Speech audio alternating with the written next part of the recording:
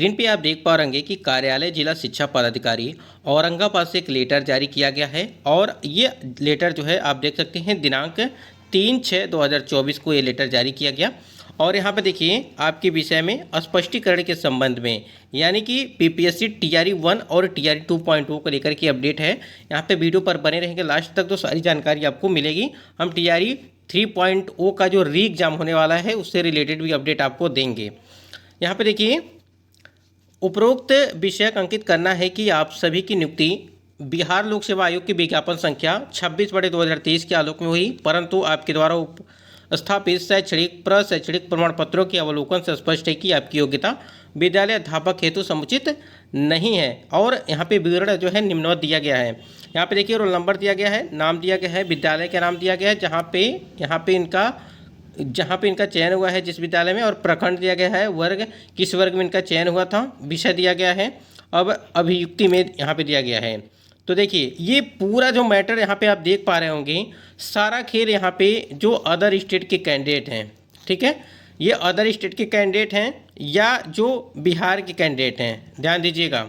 यहाँ पे सिर्फ सीटेट को लेकर के यहाँ पे अपडेट दी गई है, यानी कि जितने भी यहाँ पे कैंडिडेट का नाम दिया गया है आप देख सकते हैं, पूरा लिस्ट है, यहाँ पे पूरा नाम दिया गया है और इसमें वही चीज़ बताई गई है। आप यहाँ पे देख पा रहे हैं कि इनका जो है सीटेट में, ठीक है, सीटेट में 82 अंक है अन्य राज्य के, ठीक है, आप देख सकते हैं, यानी कि ये अदर स्टेट के कैंडिडेट के लिए है। और ये बार बार हर एक प्रत्येक वीडियो में हम यही बातें आपको समझा रहे हैं कि अगर आप टीआरई 3.0 के लिए जो अदर स्टेट के कैंडिडेट हैं, चाहे वो मेल हों, ठीक है, चाहे वो फीमेल हों, दोनों के 90 नंबर होने चाहिए, तभी आप जो है परीक्षा में भाग लीजिए, अन्यथा मत लीजिए, क्योंकि नहीं तो इसी प्रकार से जो है आपको नोटिस जारी किया जाएगा।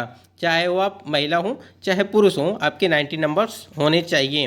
यहाँ पे देखिए सीटेट में 82 अंक, अन्य राज्य सीटेट में 89 नंबर हैं, यहाँ पे अन्य राज्य हैं, सीटेट में 84 हैं, फिर 87, फिर 88, फिर 88, फिर 82, और ये सभी देखिए यहाँ पे पूरा एक लाइन से यहाँ पे देखिए ये अन्य राज्य यानी कि अदर स्टेट की कैंडिडेट का यहाँ पे डाटा दिया गया है, ठीक है।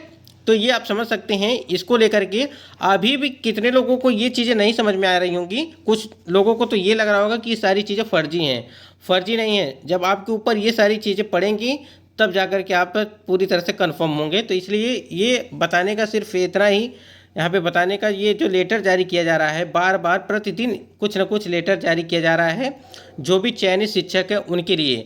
अब समझिए अगर यहाँ पे इनका जब डॉक्यूमेंट वेरिफिकेशन कराया गया था तो वहीं पर ये चीज़ें पकड़ ली गई होती और ये चीज़ें जांच पड़ताल हो गया होता, तो कहीं ना कहीं ये कैंडिडेट यहाँ तक नहीं आ पाते।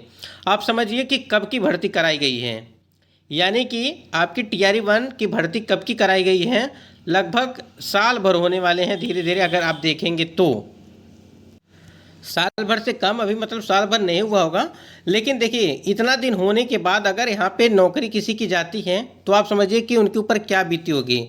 लेकिन यहाँ पे मिस्टेक क्या हुआ था, जब नोटिफिकेशन जारी किया गया था तो उसमें एक चीज़ मेंशन किया गया था कि जो महिलाएं हैं, ठीक है, ध्यान रखिएगा, यहाँ पे जो महिला कैंडिडेट हैं और वो सामान्य हैं, सभी सामान्य महिला के लिए यहाँ पे बताया गया था कि आपको 55% जो है चाहिए, यानी कि 82 या 83 अंक चाहिए, वो भी सीटेट में। तो वही जो अन्य राज्य की महिलाएं हैं वो यही समझ करके जो है फॉर्म अप्लाई की थी, ठीक है। और यहाँ पे देखिए यही समझ के यहाँ पे फॉर्म अप्लाई हुआ था। और कैंडिडेट क्या हुआ था, महिला कैंडिडेट की बात कर रहे हैं, और महिलाओं की 82 या 83 के अंकों पर समझ करके इन्होंने फॉर्म अप्लाई किया और कहीं ना कहीं यहाँ पे इनका जो है सारा चीज़ गड़बड़ हो गया।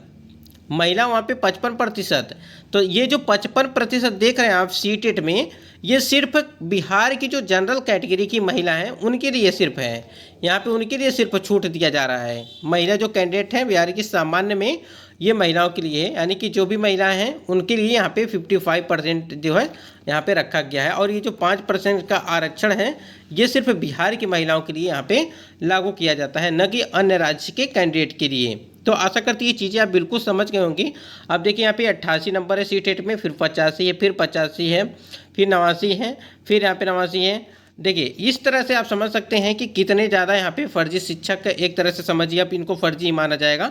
यहाँ पे देखिए एक और लिस्ट यहाँ पर जारी किया गया है, उसी का है। देखिए यहाँ पे टोटल जो 39 कैंडिडेट का यहाँ पे ये लिस्ट जारी किया गया है और ये सिर्फ मामला सीटेट को लेकर के है, यानी कि सीटेट में कम अंक आने के कारण जो अन्य राज्य के कैंडिडेट हैं उनको जो है बाहर किया जा रहा है। अब देखिए यहाँ पे ज्ञात हो कि विज्ञापन के आलोक में किसी भी प्रकार के आरक्षण का लाभ सिर्फ बिहार राज्य के निवासियों को ही दिए है और बिहार लोक सेवा आयोग द्वारा जारी दिशा निर्देश एवं विज्ञप्ति के आलोक में माननीय उच्च न्यायालय पटना द्वारा निर्गत न्याय निर्णय के उपरांत निदेशक माध्यमिक शिक्षा बिहार पटना के पत्रांक संख्या इतना 15/5/2024 के द्वारा स्पष्ट किया गया है कि बिहार राज्य के बाहर के अभ्यर्थियों को शिक्षक पात्रता परीक्षा में उत्तीर्ण 5% का छूट दे नहीं है। अर्थात विद्यालय अध्यापक की नियुक्ति हेतु प्रकाशित विज्ञापन के आलोक में आप सभी सामान्य श्रेणी हेतु निर्धारित शिक्षक पात्रता परीक्षा उत्तीर्णांक की अर्हता पूरी नहीं करते हैं, जबकि आवेदन में आपने अंकित किया है कि आप नियुक्ति हेतु सभी आवश्यक अर्हता पूरी करते हैं, जो सही नहीं है।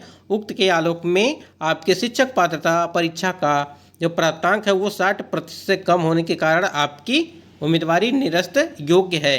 ठीक है, यहाँ पे देखिए अतः 3 दिनों के अंदर अपने शैक्षणिक शैक्षणिक प्रमाण पत्र एवं अन्य आवश्यक प्रमाण पत्रों को अभिप्रमाणित प्रति के साथ स्पष्टीकरण जो है समर्पित करना सुनिश्चित करेंगे।